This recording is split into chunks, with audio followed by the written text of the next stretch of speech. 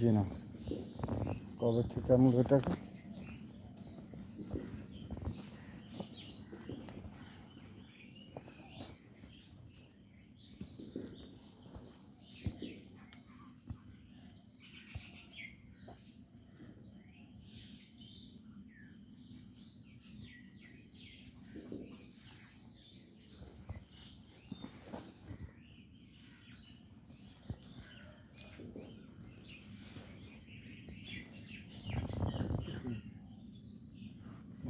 এই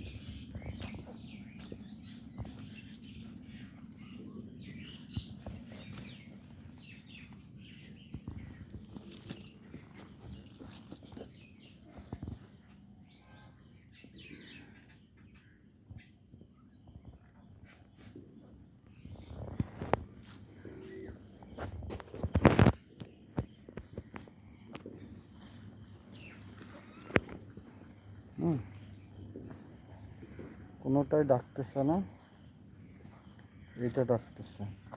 কারণ হচ্ছে এটা কি কেনা হয়েছিল, এটার নাম মর্জিনা। 500 টাকা দিয়ে কেনা হয়েছিল, 2টা বাচ্চা। একজন প্রান্তিক কৃষক এটা কিনে নিয়ে আসছিল।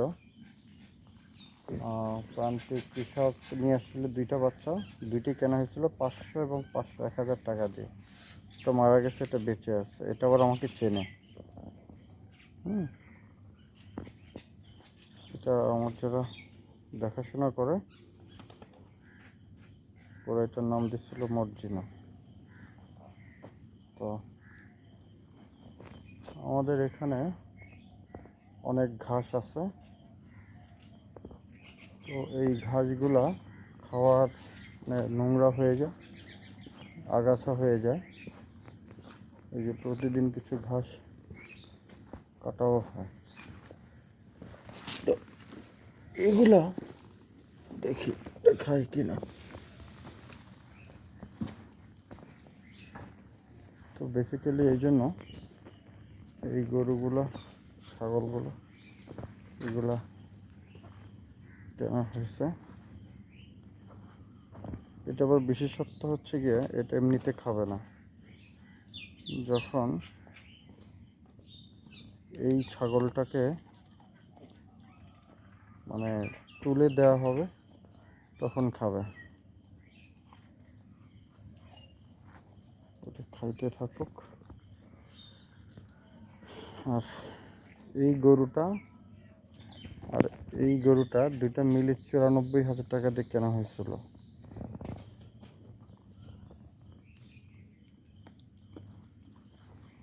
আর এটা লস প্রজেক্ট। খামার করলে যে সবসময় লাভ হবে এরকম কোনো মানে নাই। এই যে এটা আর এটার বাচ্চা, এটা 30,000 দিয়ে কেনা হয়েছিল। উঠাতে পারতেছি না, এটা তখন মায়েরা উঠাইতে হলে হয়ে যায়। এটা তো বাচ্চাটা এই হয়ে গেছে, এই প্রিম্যাচুর ডেলিভারি হয়ে মারা গেছে 15-20 দিন আগে। ছাগল কিন্তু একটা শখের প্রাণী। এমনি খাবে না, এই যেটা তো ভয়ই পাচ্ছে, খাবে না।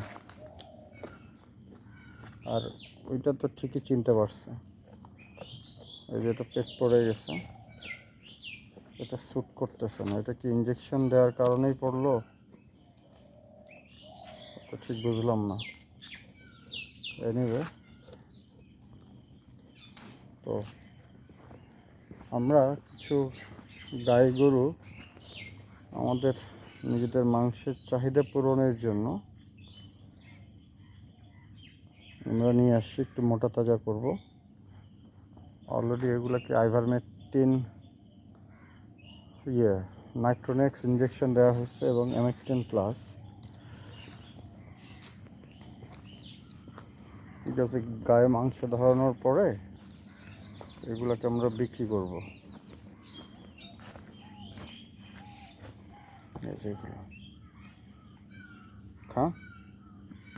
খাবে না।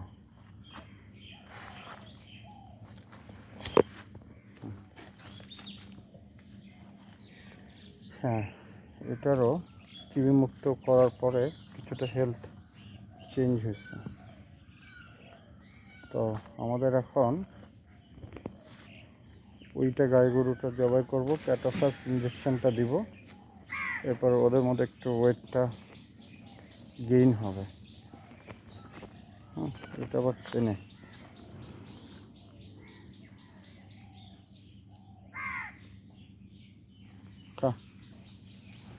আর এদেরকে প্ল্যান করছিলাম গমের ছিলকা খাওয়াবো, কিন্তু গমের ছিলকা খায় না।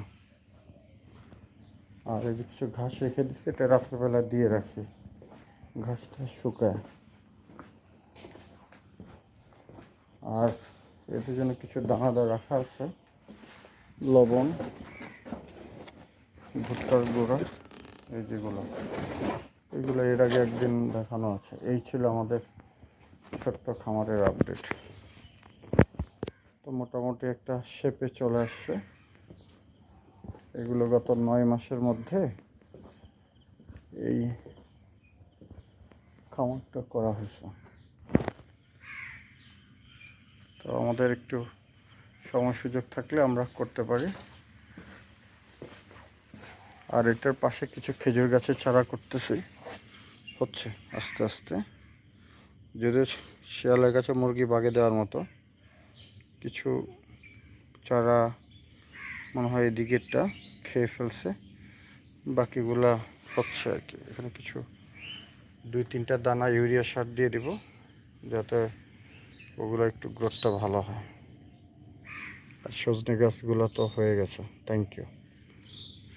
সবাই ভালো থাকেন, সবার জন্য শুভকামনা। Happy farming. আসসালামু আলাইকুম।